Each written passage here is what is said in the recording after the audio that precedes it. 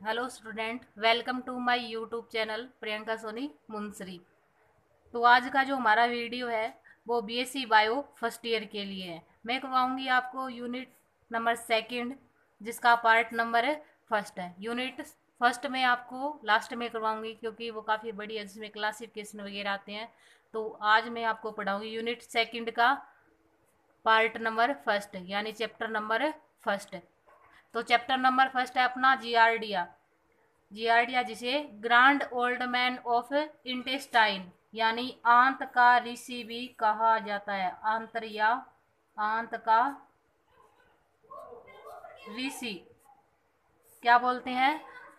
Giardia को grand old man of intestine यानी आंत का ऋषि कहा जाता है। क्यों कहा जाएगा?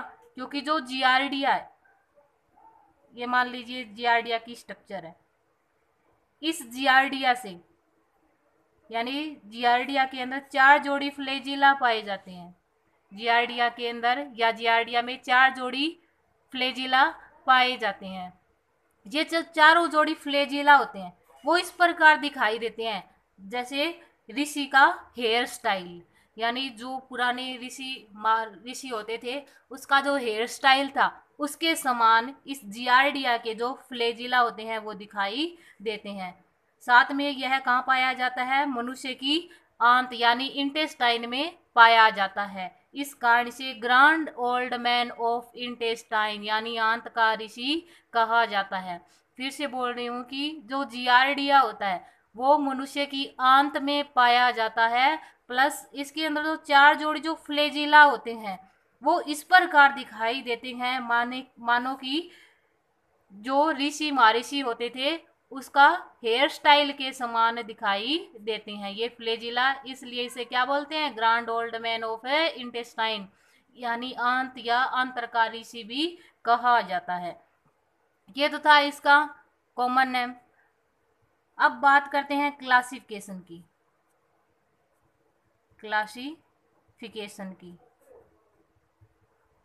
क्लासिफिकेशन जिसको हिंदी में बोलते हैं वर्गीकरण। वर्गीकरण सबसे पहले बात किसकी करते हैं? क्लासिफिकेशन की, जिसको हिंदी में क्या बोलते हैं? वर्गीकरण बोलते हैं। क्योंकि क्लासिफिकेशन के बगैर हम किसी भी एनिमल यानी जंतु को आइडेंटिफाई यानी पहचान नहीं सकते। इसलिए क्लासिफिकेशन को पढ़ना बहुत ज़रूरी होता है, क्योंकि क्लासिफिकेशन के बगैर तो हम किसी भी जंतु को पहचान नहीं पाएंगे। तो सबसे पहले बात करते हैं फाइलम,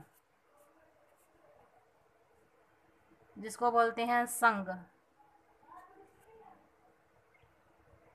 फाइलम है इसका प्रोटोजोआ।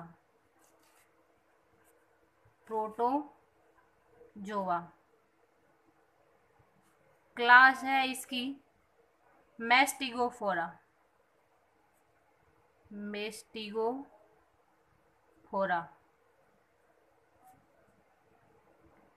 ऑर्डर है इसका डिप्लोमोनेडिडा। डिप्लोमोनेडिडा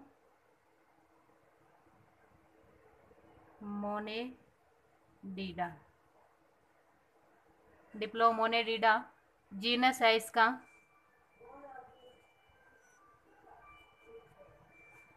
जियार्डिया।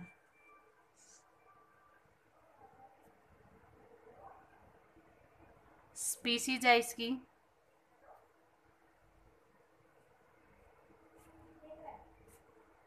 है इसकी इंटेस्टाइनलिस।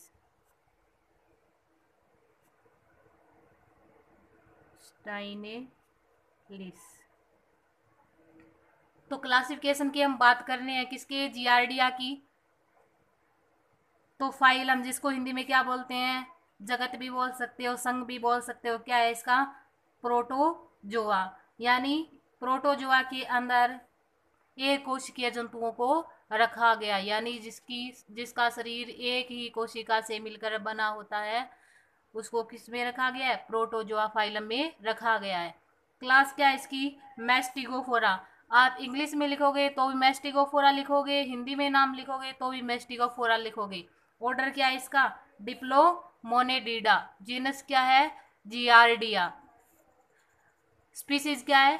इंटेस्टाइनलिस। एक बात ध्यान में रखना कि फाइलम, क्लास, ऑर्डर और जीनस लिखते समय जो फर्स्ट अक्षर है वो कैपिटल लेटर में लिखा जाता है, जबकि स्पीसीज के अंदर जो फर्स्ट अक्षर यानी जो फर्स्ट अक्षर है वो स्मॉल लेटर में हमेशा लिखा जाएगा। तो ध्यान में रखना, फाइलम से लेके जीनस तक का जो फर्स्ट अक्षर होता है वो कैपिटल लेटर में लिखा जाता है, जबकि स्पीसीज का जो फर्स्ट अक्षर होता है वो स्मॉल लेटर में लिखा जाता है। तो आपने जियार्डिया का कॉमन नेम पढ़ लिया और क्लासिफिकेशन पढ़ लिया। आगे बात करते हैं हम हैबिट एंड हैबिटेट की। हैबिट एंड हैबिटेट की। हैबिटेट की जिसको हिंदी में बोलते हैं स्वभाव, स्वभाव और आवास। आवास क्या बोल सकते हैं, स्वभाव और आवास। तो जो जियार्डिया होता है, हैबिट एंड हैबिटेट की बात करें तो जियार्डिया होता है वो विश्वव्यापी जंतु होता है, यानी विश्व के लगभग सभी स्थानों पर पाया जाता है। ध्यान से सुनना कि अगर हैबिट एंड हैबिटेट की बात करें यानी स्वभाव और आवास की बात करें तो जियार्डिया जो होता है वो विश्वव्यापी जंतु है, यानी विश्व के या सभी स्थानों पर पाया जाता है। अब जियार्डिया विश्वव्यापी जंतु होने के साथ साथ इसे रूस में सैलानियों का रोग भी कहा जाता है। इसे सैलानियों, क्या बोलेंगे, सैलानियों का रोग भी कहा जाता है। रूस में सैलानियों का रोग क्यों कहा जाता है, क्योंकि जो बाहर से जो सैलानी आते हैं उसमें ये रोग है जियार्डियसिस, यानी उसके अंदर, उसकी इंटेस्टाइन के अंदर क्या पाया जाता है, जियार्डिया पाया जाता है, जो कि उसके अंदर क्या रोग उत्पन्न करता है, जियार्डियसिस रोग उत्पन्न करता है। इसलिए इसे रूस में सैलानियों का रोग भी कहा जाता है। अब जो जियार्डिया होता है वो एकल परपोषी जंतु होता है। एकल परपोषी, परपोषी जंतु होता है। जियार्डिया क्या होता है, एकल परपोषी जंतु होता है, यानी इसका लाइफ साइकिल होता है वो एक ही जंतु में क्या होता है, पूर्ण होता है। और इसका परपोषी कौन है, मनुष्य। कौन है इसका परपोषी, मनुष्य, क्योंकि ये मनुष्य की इंटेस्टाइन यानी आंत के अंदर पाया जाता है। इसका लाइफ साइकिल क्या होता है, एक ही जंतु के अंदर पूर्ण होता है, इसलिए इसे एकल परपोषी जंतु भी कहा जाता है। अब इसे आंत का ऋषि यानी grand old man of intestine क्यों बोलेंगे। हैबिट एंड हैबिटेट की बात की थी तो ये विश्वव्यापी जंतु होता है, यानी विश्व के सभी स्थानों पर पाया जाता है। इसे रूस में सैलानियों का रोग कहा जाता है, क्योंकि जो बाहर से जो सैलानी होते हैं, आए हुए होते हैं, उसके अंदर जियार्डियसिस रोग पाया जाता है, या उसकी इंटेस्टाइन के अंदर कह सकते हो कि उसके इंटेस्टाइन के अंदर क्या प्रेजेंट होता है, जियार्डिया उपस्थित होता है। अब जो जियार्डिया होता है वो एकल परपोषी जंतु होता है, यानी इसका लाइफ साइकिल क्या होता है, एक ही जंतु में पूर्ण होता है, और वो क्या, कौन है, मनुष्य। अब जियार्डिया का जो कॉमन नाम मैंने बताया था पहले, इसे grand old man of intestine कहा जाता है, वो भी बात हम हैबिट एंड हैबिटेट के अंदर लिखेंगे, grand old man of intestine कहा जाता है। तो ग्रैंड ओल्ड मैन इंटेस्टाइन क्यों कहा जाएगा, क्योंकि इसके अंदर जो चारों जोड़ी जो फ्लैजिला थे वो इस प्रकार दिखाई देते हैं मानो कि ऋषि का क्या हो, हेयर स्टाइल, यानी उसके बालों के समान दिखाई देते हैं, इसलिए से जियार्डिया को क्या बोल सकते हैं, grand old man of intestine यानी आंत का ऋषि भी कहा जाता है।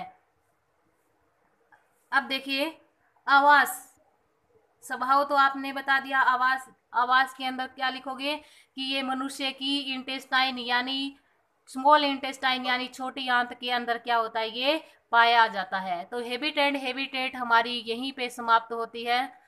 आगे बात करेंगे हम स्ट्रक्चर ऑफ जियार्डिया यानी जियार्डिया की संरचना की। अगला हमारा नेक्स्ट पॉइंट है स्ट्रक्चर ऑफ जियार्डिया।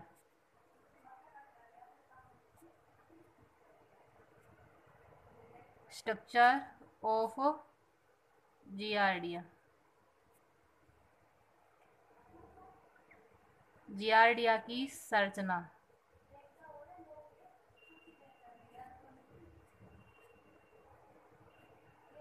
जियार्डिया की संरचना। स्ट्रक्चर ऑफ जियार्डिया की बात कर रहे हैं, जिसको हिंदी में क्या बोलते हैं? जियार्डिया की संरचना। क्या बोलेंगे? जियार्डिया की संरचना। जियार्डिया की संरचना की बात करें तो जियार्डिया होता है वो दो फॉर्म में यानी दो रूपों में, या फिर या कह सकते हो दो अवस्थाओं या परावस्थाओं में पाया जाता है। तो क्या लिखोगे? जियार्डिया, जियार्डिया दो रूपों यानी फॉर्म में पाया जाता है, पाया जाता है। नंबर 1 है ट्रोफोजोइट, ट्रोफोजोइट। नंबर 2 है सिस्ट। तो जियार्डिया दो रूपों यानी दो फॉर्म में पाया जाता है। तो सबसे पहली फॉर्म क्या है, यानी किस रूप में पाया जाएगी? ट्रोफोजोइट, यानी इसकी स्ट्रक्चर किसके समान होती है? एडल्ट जियार्डिया के समान, या फिर कह सकते हो कि ये क्या एक है? एडल्ट जियार्डिया यानी वयस्क जियार्डिया। तो जियार्डिया की पहली फॉर्म यानी पहला रूप कौन सा है? ट्रोफोजोइट। और दूसरा रूप कौन सा है? सिस्ट। तो सबसे पहले बात करेंगे हम ट्रोफोजोइट की। किसकी बात करेंगे? ट्रोफोजोइट की।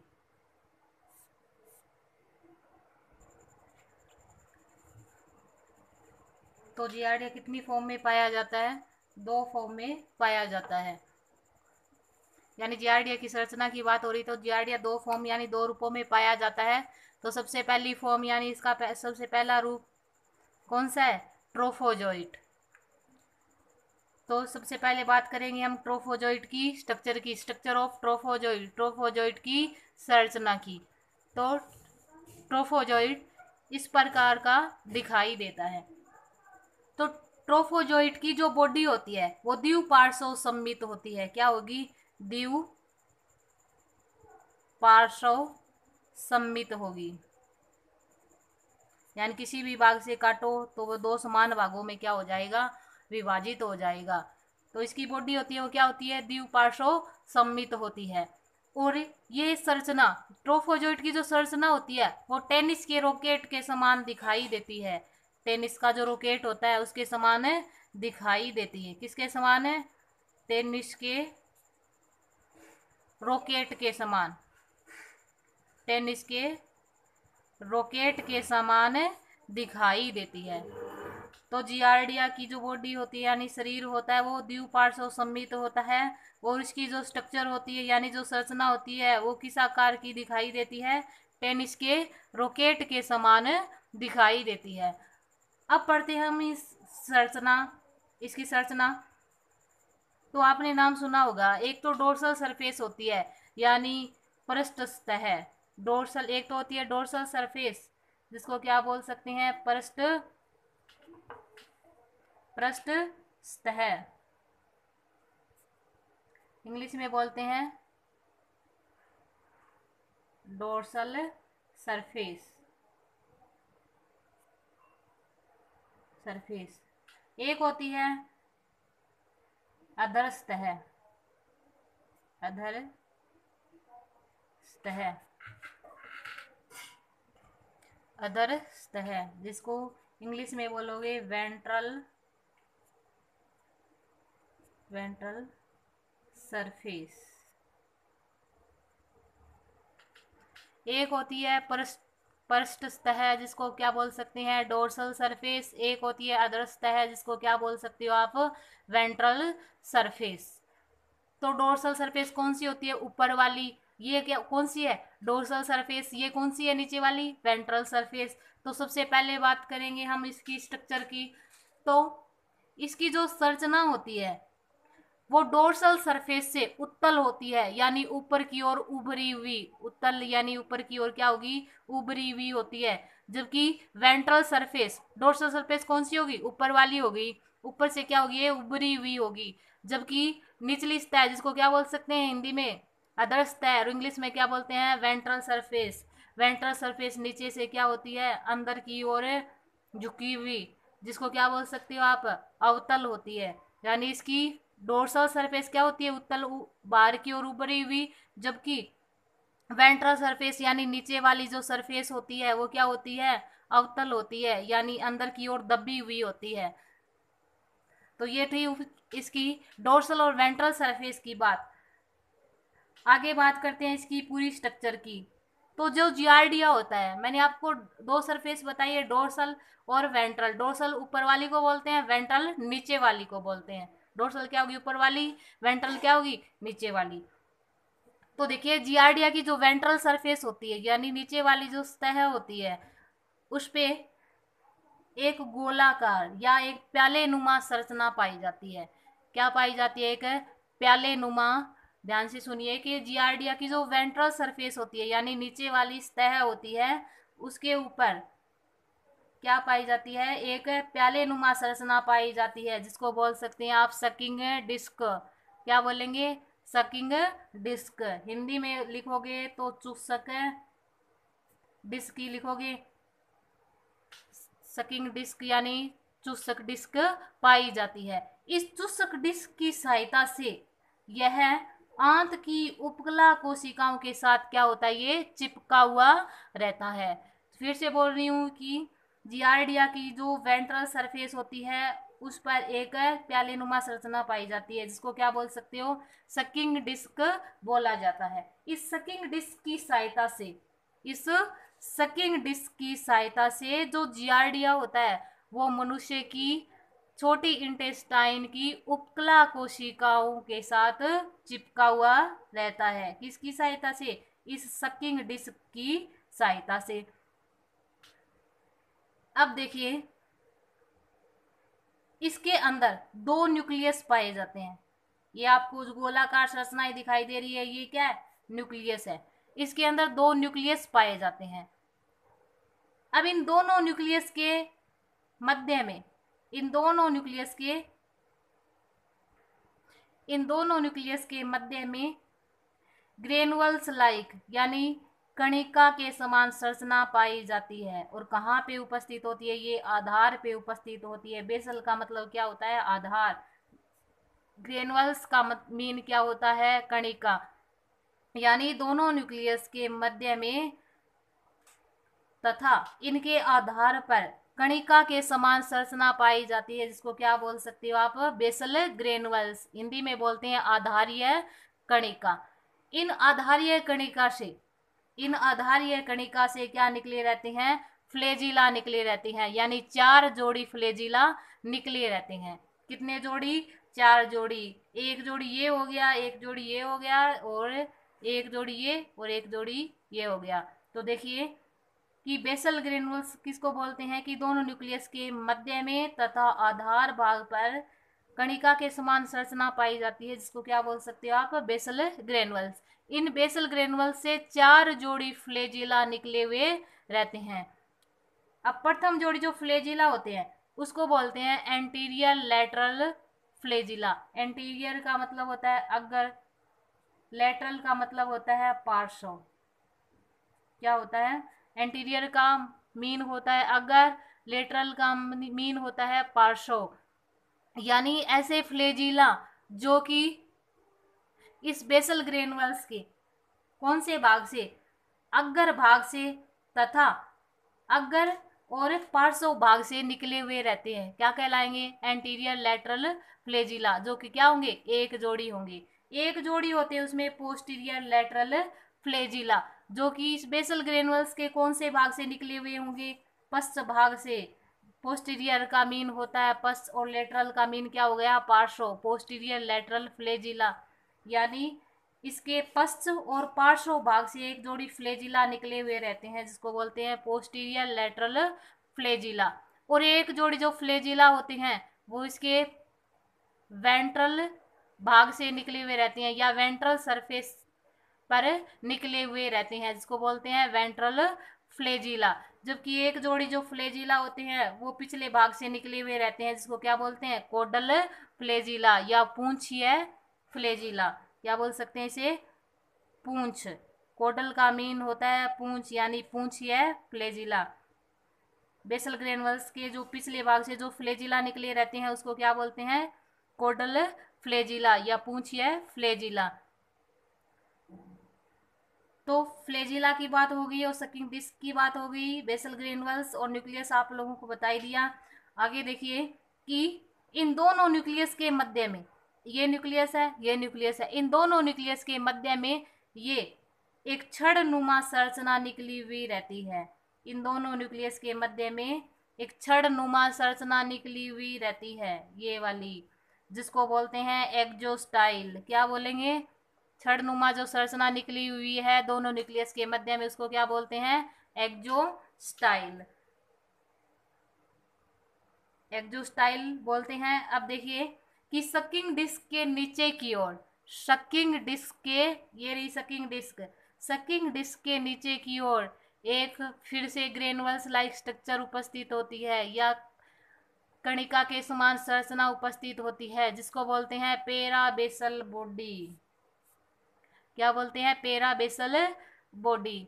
ये जो पेराबेसल बॉडी होती है वो इस एक्जोस्टाइल को, ध्यान से सुनना कि पेराबेसल बॉडी होती है वो एक्जोस्टाइल को अवलंबन प्रदान करने का कार्य करती है। क्या प्रदान करेगी, अवलंबन। तो ट्रोफोजोइट की स्ट्रक्चर हमने पढ़ी है, ट्रोफोजोइट की स्ट्रक्चर हमारी कंप्लीट हो चुकी है। आगे बात करेंगे सिस्ट की। यानी जियार्डिया दो फॉर्म में पाया गया था या पाया जाता है। तो पहली फॉर्म क्या है, ट्रोफोजोइट है, जिसकी स्ट्रक्चर हमने पढ़ ली है। अब आगे बात करेंगे सिस्ट की, नंबर 2 फॉर्म या इसका 2 नंबर रूप क्या है, सिस्ट। तो ट्रोफोजोइट की स्ट्रक्चर हमने पढ़ ली थी। अब बात करेंगे हम इसका जो दूसरा रूप है, सिस्ट फॉर्म। अब सिस्ट क्या होती है कि ध्यान से सुनिए कि जैसे ही प्रतिकूल कंडीशन आ गई, प्रतिकूल यानी जियार्डिया को जीने के लिए जो कंडीशन चाहिए वो कंडीशन क्या हो जाए, उसके विपरीत हो जाए, तो उसको क्या बोलते हैं, प्रतिकूल कंडीशन या प्रतिकूल परिस्थिति। तो देखिए जो ट्रोफोजोइट फॉर्म होती है, जैसे ही कोई प्रतिकूल परिस्थिति आ गई यानी अनफेवरेबल कंडीशन आ गई, तो जो ट्रोफोजोइट होती है वो अपने चारों ओर एक मोटी भित्ति का क्या कर लेती है, स्त्रावण कर लेती है। ध्यान से सुनिए कि जैसे ही कोई प्रतिकूल परिस्थिति आती है तो ट्रोफोजोइट फॉर्म होती है वो अपने चारों ओर एक मोटी भित्ति का स्त्रावण कर लेती है, जिसे बोलते हैं सिस्ट। क्या बोलेंगे, सिस्ट। यानी जियार्डिया के द्वारा, सॉरी, ट्रोफोजोइट के द्वारा अपने चारों ओर एक मोटी भित्ति का स्त्रावण करना क्या कहलाएगा, सिस्ट कहलाएगा। और उसको क्या बोल, जो मोटी भित्ति बनती है उसको क्या बोलते हैं, सिस्ट वॉल। अब एक पूर्ण विकसित जो सिस्ट होती है, यानी जो सिस्ट पूर्ण विकसित हो जाती है, यानी इसके चारों ओर सिस्ट वाल का यानी ट्रोफोजोइट जो फॉर्म होती है अनफेवरेबल कंडीशन के अंदर अपने चारों जो मोटी भित्ति बना लेगी, उसको क्या बोलेंगे, सिस्ट बोलेंगे। तो एक जो पूर्ण विकसित जो सिस्ट होती है वो अंडे के समान, यानी अंडे के समान दिखाई देती है। किसके समान दिखाई देगी, पूर्ण विकसित जो सिस्ट होती है वो अंडे के समान दिखाई देती है। अब इसकी जो सिस्ट की जो लंबाई होती है वो 12 माइक्रो, जबकि चौड़ाई होती है वो कितनी होती है, 7 माइक्रो। क्या होगी, 7